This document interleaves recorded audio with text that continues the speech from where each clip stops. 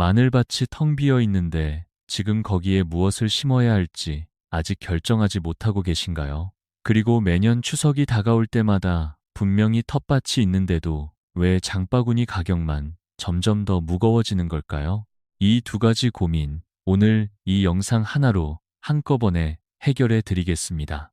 안녕하세요. 초록일기입니다. 오늘 저는 마늘을 캐고 난 자리에 바로 심기 딱 좋은 작물 10가지를 여러분께 소개해 드리려고 합니다. 추석은 1년 중에서 농산물 가격이 가장 크게 오르는 시기입니다. 생산량이 조금만 줄어도 시장 가격은 2배, 3배까지 뛰어오를 수 있고 그 영향이 고스란히 우리 장바구니로 돌아옵니다.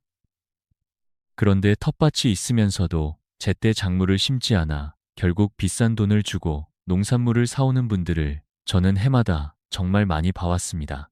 오늘 소개해드릴 10가지 작물은 모두 지금 이 시기에 심기 딱 좋고 제대로 심어두기만 하면 추석 연휴 기간 동안 직접 재배한 신선한 채소로 풍성한 명절 밥상을 차리실 수 있습니다. 이미 늦었다고 생각하고 계신 분들도 계실 텐데요. 오늘 영상을 끝까지 보고 나시면 그 생각이 완전히 달라지실 것이라고 저는 자신 있게 말씀드립니다. 그럼 바로 본론으로 들어가기 전에 잠깐 채널을 처음 방문하신 분들께 먼저 인사를 드리겠습니다. 저는 텃밭에서 직접 작물을 재배하며 그 과정에서 쌓은 경험을 여러분과 함께 나누고 있는 초록일기입니다. 오늘 영상이 도움이 되셨다면 구독 버튼과 좋아요를 눌러주시면 저에게 정말 큰 힘이 됩니다. 자, 그럼 이제 본격적으로 시작해 보겠습니다. 오늘 주제가 마늘 캔자리에 심는 작물인 만큼 먼저 지역별 마늘 수확 시기부터 간단히 짚고 넘어가겠습니다. 남부 지방의 경우 주로 난지역 마늘을 재배하시는데 수확 시기는 대체로 5월 중순에서 6월 초 사이가 됩니다. 중부 지방은 한지역 마늘을 많이 심으시고 수확은 보통 6월 초에서 6월 중순 사이에 이루어집니다. 이 시기가 바로 오늘 소개해드릴 작물들을 심기에 가장 좋은 때와 정확히 맞아떨어집니다. 그런데 여기서 많은 분들이 그냥 지나치는 중요한 핵심이 하나 있습니다. 마늘은 이른바 다비성 작물, 즉 재배하는 내내 비료와 퇴비를 아주 많이 소비하는 작물입니다. 때문에 마늘을 캐고 난 자리의 흙은 영양분이 이미 매우 풍부하고 산도 역시 중성에 가까운 이상적인 상태로 유지됩니다.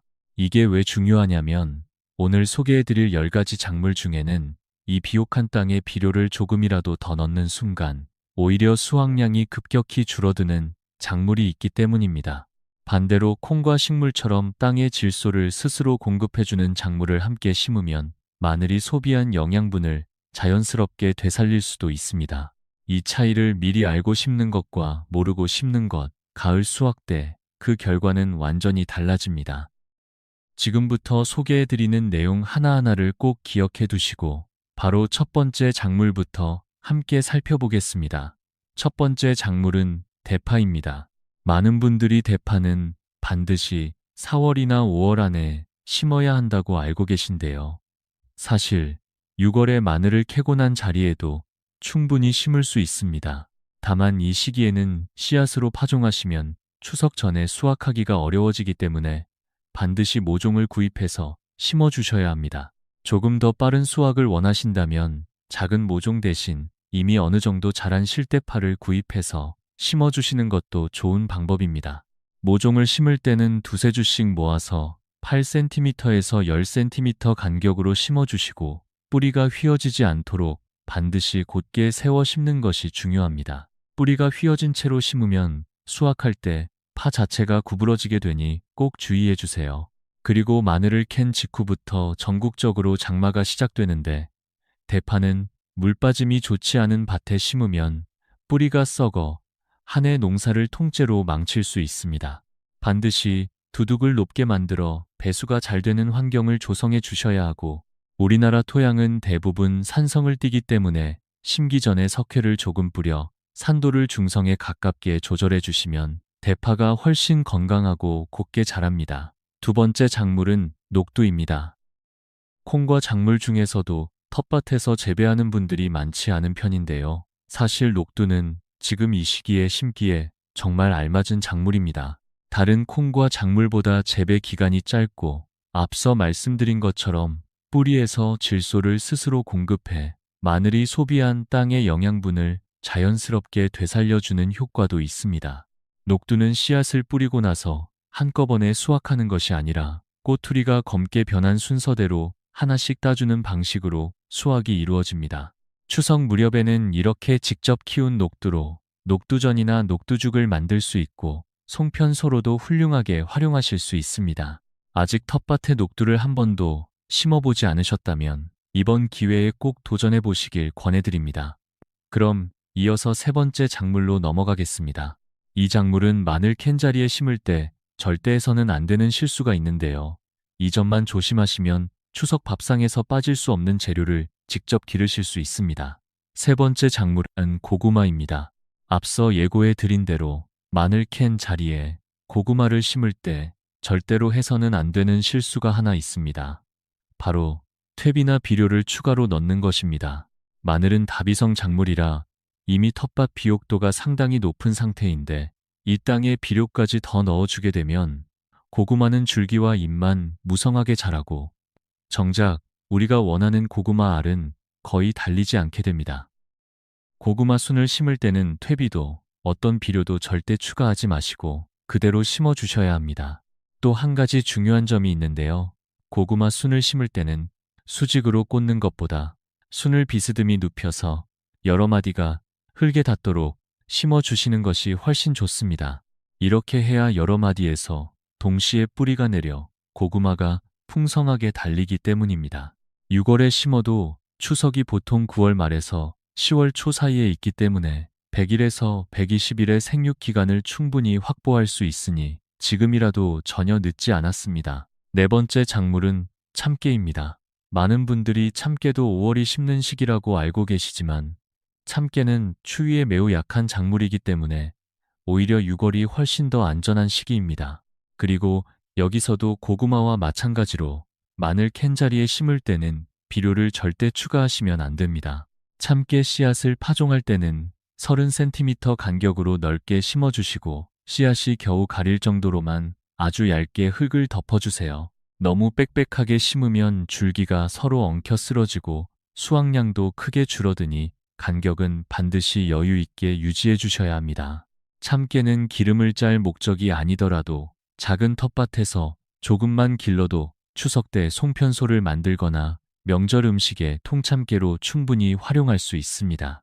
수확할 때는 꼬투리의 7~80% 정도가 익었을 때 줄기째 베어 묶어 세워두고 자연 건조한 뒤 털어내시면 됩니다.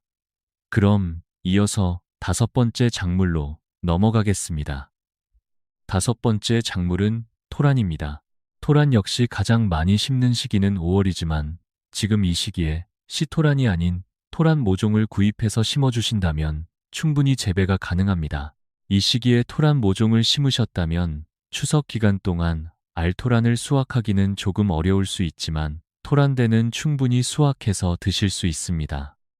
토란대는 추석 명절 기간 동안 각종 탕 요리에 빠질 수 없는 재료인데요. 매년 추석 때마다 비싸게 사서 쓰셨다면 올해는 직접 기른 토란대로 명절 음식을 준비해 보시는 건 어떨까요? 토란은 건조한 환경을 좋아하지 않기 때문에 흙이 너무 마르지 않도록 수분을 일정하게 유지해 주는 것이 중요하고 특히 장마가 끝나고 무더운 여름철에는 물 관리에 더욱 신경을 써주시기 바랍니다. 여섯 번째 작물은 땅콩입니다. 땅콩 역시 많은 분들이 4월 말에서 5월 사이에 심어야 하는 작물로 알고 계시지만 자가 소비를 목적으로 소량 재배하는 텃밭 기준으로는 5월 말에서 6월 초에 심어도 전혀 문제가 되지 않습니다. 다만 여기서 반드시 주의해야 할 점이 있는데요. 이 시기에는 씨앗으로 파종하면 추석 연휴 기간 안에 수확하기가 어려워질 수 있기 때문에 반드시 모종을 구입해서 심어주셔야 합니다. 특히 중부지방 이상의 조금 서늘한 지역에 계신 분들이라면 더욱더 씨앗이 아닌 모종으로 심어주시는 것이 중요합니다.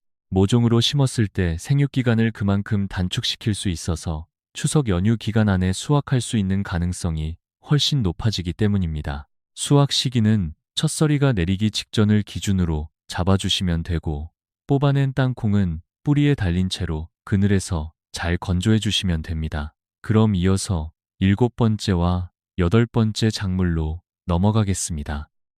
이 두 가지는 특히 무더운 장마철에 오히려 더 힘차게 자라는 특별한 작물들인데요. 놓치지 마시고 끝까지 함께 해주세요. 7번째 작물은 잎들깨입니다. 들깨를 심을 때 많은 분들이 놓치는 중요한 부분이 하나 있는데요. 바로 품종 선택입니다. 들깨에는 크게 두 가지 종류가 있습니다. 하나는 기름을 짤 목적으로 씨앗을 수확하는 종실용 들깨이고, 다른 하나는 깻잎을 지속적으로 수확하기 위해 개량된 잎들깨입니다. 이 두 가지의 차이가 왜 중요하냐면, 종실용 들깨는 꽃이 피고 씨방이 형성된 이후에 잎이 누렇게 변해버려서 추석 연휴 기간이 다가올수록 잎을 식용으로 활용하기가 점점 어려워지기 때문입니다. 반면 잎들깨는 씨방이 생긴 이후에도 잎이 변색되지 않아 서리가 내릴 때까지 꾸준히 싱싱한 깻잎을 수확할 수 있습니다. 오늘 주제인 추석 연휴 기간에 맞춰 수확해 먹는다는 목적에 딱 맞는 품종은 바로 이 잎들깨입니다. 재배할 때는 자주 순을 잘라주시면 곁순이 풍성하게 자라 수확량을 크게 늘릴 수 있으니 이 점도 꼭 기억해 두시기 바랍니다. 8번째 작물은 공심채입니다. 앞서 장마철에 더 힘차게 자라는 작물이 있다고 예고해 드렸는데, 바로 이 공심채가 그 주인공입니다. 공심채는 다른 텃밭 작물들이 장마비에 힘들어할 때 오히려 그 빗물을 흡수하며 폭풍 성장하는 놀라운 특성을 가지고 있습니다. 뿌리째 뽑아서 수확하는 것이 아니라 줄기 윗부분을 잘라 수확하고 나면 곁순이 다시 올라와 지속적으로 수확이 가능하기 때문에 한번 심어두면 서리가 내릴 때까지 끝도 없이 수확해 드실 수 있습니다. 무엇보다 공심채의 가장 큰 장점은 병충해가 거의 없다는 것입니다. 만약 농약 없이 방임 상태로 작물을 키워야 하는 상황이시라면 오늘 소개해드린 10가지 중에서 저는 이 공심채를 가장 먼저 추천해드리고 싶습니다. 이제 마지막 2가지 작물만 남았습니다. 이 2가지는 추석 명절 음식이 없어서는 안 될 소중한 재료들인 만큼 끝까지 함께 해주시기 바랍니다. 9번째 작물은 동부입니다. 시루떡이나 콩밥, 그리고 추석 때 만드는 송편소에 이 동부를 빼놓을 수가 없죠. 동부는 씨앗을 직접 땅에 심는 방식으로 파종하시면 되는데, 씨앗을 2cm에서 3cm 깊이로 심어주시고, 덩굴성 품종이라면 지지대를 세워주시거나 그물망을 설치해 주셔야 합니다. 6월 초에서 6월 중순 사이에 파종하면 추석 연휴 기간에 딱 맞춰 말린 동부를 수확할 수 있습니다. 매년 추석 때마다 동부를 비싸게 구입해서 송편소를 만드셨다면 올해는 꼭 직접 심어보시기 바랍니다. 10번째, 오늘의 마지막 작물은 부추입니다. 부추는 한 번 심으면 3년에서 5년까지 꾸준히 수확할 수 있는 여러 해 살이 채소입니다. 지금 이 시기에 심어도 전혀 늦지 않은 이유가 바로 여기에 있습니다. 봄에 한 번 수확하고 끝나는 작물이 아니라 줄기를 베어 수확하고 나면 일주일에서 2주일 사이에 다시 새잎이 올라오기 때문에 지속적으로 수확이 가능합니다. 특히 가을에 베어 수확하는 부추는 봄이나 여름 수확분보다 훨씬 부드럽고 향이 진해 품질이 가장 좋습니다. 수확한 후에는 유기질 비료를 조금 보충해 주시면 다음 수확까지 훨씬 빠르게 회복할 수 있습니다. 텃밭 주변에 아직 부추밭이 없으시다면 지금이라도 꼭 한번 심어보시길 강력히 권해드립니다. 자, 이렇게 10가지 작물을 모두 소개해드렸는데요. 여기서 끝이 아닙니다. 오랜 텃밭 경험을 통해 정말 많은 분들이 반복하시는 실수 3가지를 마지막으로 짚어드리겠습니다. 첫 번째 실수는 마늘 캔 자리에 고구마나 참깨를 심으면서 비료를 추가로 넣는 것입니다. 땅이 이미 충분히 비옥한 상태이기 때문에 비료를 더 넣는 순간 잎만 무성하게 자라고 정작 수확할 것이 없어집니다. 두 번째 실수는 수확 시기가 촉박한데도 씨앗으로 파종하는 것입니다. 땅콩이나 대파처럼 생육 기간이 긴 작물은 이 시기에는 반드시 모종으로 심어주셔야 합니다. 세 번째 실수는 장마철 배수 관리를 소홀히 하는 것입니다. 대파와 참깨는 물 빠짐이 나쁜 환경에서 뿌리가 쉽게 썩기 때문에 두둑을 높게 만들고 배수로를 반드시 확보해 두셔야 합니다. 이 세 가지만 기억하셔도 올가을 텃밭 수확이 분명히 달라질 것입니다. 오늘 소개해드린 10가지 작물 모두 기억하고 계신가요? 대파, 녹두, 고구마, 참깨, 토란, 땅콩, 잎들깨, 공심채, 동부, 그리고 부추까지. 이 10가지는 모두 지금 이 시기에 마늘 캔 자리에 심어도 충분히 추석 연휴 기간 안에 수확해서 드실 수 있는 작물들입니다. 혹시 마늘밭이 따로 없으시더라도 봄에 심었던 다른 작물을 수확하고 비워진 자리가 있다면 거기에도 충분히 활용하실 수 있으니 빈 자리를 그냥 두지 마시고 오늘 소개해드린 작물 중 한두 가지라도 꼭 심어보시기 바랍니다. 오늘 영상을 보고 나서 이런 생각이 드셨으면 좋겠습니다. 텃밭이 있으면서도 추석마다 비싼 돈을 주고 농산물을 사야 했던 건 땅이 부족해서가 아니라 무엇을 언제 심어야 하는지 몰랐기 때문이었다는 것을요. 이제 그 이유를 아셨으니 올 추석에는 직접 손으로 기른 채소로 차린 풍성한 명절 밥상 앞에서 가족들과 함께 더욱 뿌듯하고 따뜻한 시간을 보내시길 진심으로 바랍니다. 오늘 소개해드린 10가지 중에서 가장 먼저 심어보고 싶은 작물이 있으신가요? 댓글로 알려주시면 저도 정말 반갑겠습니다. 앞으로도 계절마다 텃밭 가꾸기에 실질적으로 도움이 되는 정보를 꾸준히 전해드릴 테니 아직 구독하지 않으신 분들은 지금 바로 구독 버튼을 눌러주시고 오늘 영상이 도움이 되셨다면 좋아요도 함께 눌러주시면 정말 감사하겠습니다. 내 손으로 직접 길러낸 채소로 차리는 추석 밥상. 그 뿌듯함은 어떤 것과도 바꿀 수 없습니다. 저는 다음 영상에서 또 유익한 내용으로 찾아오겠습니다. 초록일기였습니다.